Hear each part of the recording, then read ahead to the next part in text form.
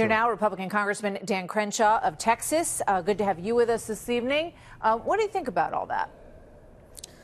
Well, I think there's a lot of agreement there. There are still a lot of Democrats who do believe in supporting Israel, who do believe that anti-Semitic comments are wrong.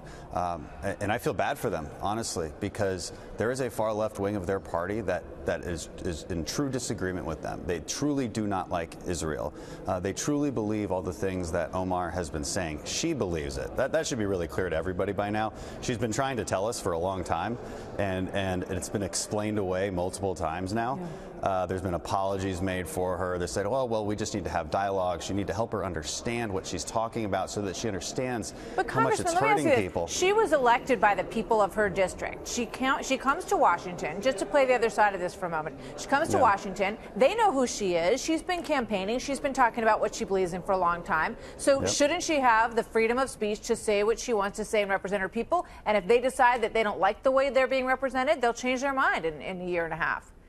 Oh, yeah, I don't disagree with that. I mean, every member here has the right of freedom of speech, okay, and they have the right to represent their own views, just like we have the right to criticize it and to condemn it. Now, it is something different when we're talking about what committee she's on, because the real problem here is that she has a platform on the Foreign Affairs Committee to condemn Israel. Okay, so that tells us that the Democratic leadership also supports that, because here's the thing. This is how we are assigned to committees here in Congress. Our leadership tells us what committees we can be on. Right. Okay. So when there is something that the party is against, they will not put you on that committee. And we've done that in our party, and I think they should do that in theirs, unless they actually believe in what she's saying with respect to Israel. Well, that's an excellent point. With regard to Alexandria Ocasio-Cortez, she said this in a tweet about the concern, she says, about implied tropes. And she's sort of making the bridge between what Omar is talking about and people who are concerned about, you know, these anti-Semitic tropes, as they're sometimes called. She says, if we're so concerned about implied tropes, why aren't we concerned about this one?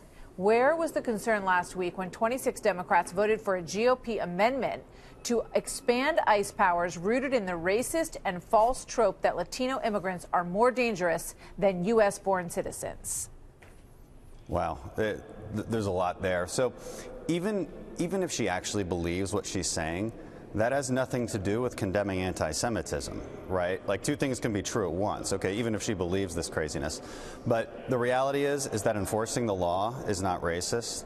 Okay, asking ICE to report when an illegal immigrant is trying to buy a weapon is not racist. That's just enforcing our laws, and I think most Americans want us to enforce our laws. We want to feel like our rule of law is working out, and that we're a sovereign country, and that we can protect our borders. In terms of, you know, I know you were very passionate today in the Homeland Security hearing with the head of Homeland Security, Kristen Nielsen. You talked about someone who came to your office that really sort of brought home the message of the border as you see it. Tell me about that before we let you go. Sure. Well, you know, I was making a point about the humanity of this entire thing.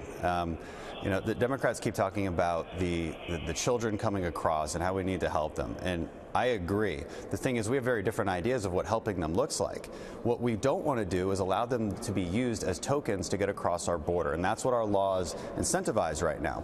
So the young lady who came into my office, she was kidnapped years ago, around 2013. They tried to cross the border with her twice. Both times they were refuted, but the third time they made it across. Nothing to stop them, no wall, no agents, plenty of open territory. She was brought to New York, and she was raped for 5 years, about 30 times a day. It was the most heartbreaking story I've ever heard. All right, and she told me this story. She was almost emotionless about it. I mean, it was really something to see. This is what our laws incentivize, because they incentivize children to be brought across. That is your ticket. If you come across as an adult, our system still works. We can send you right back.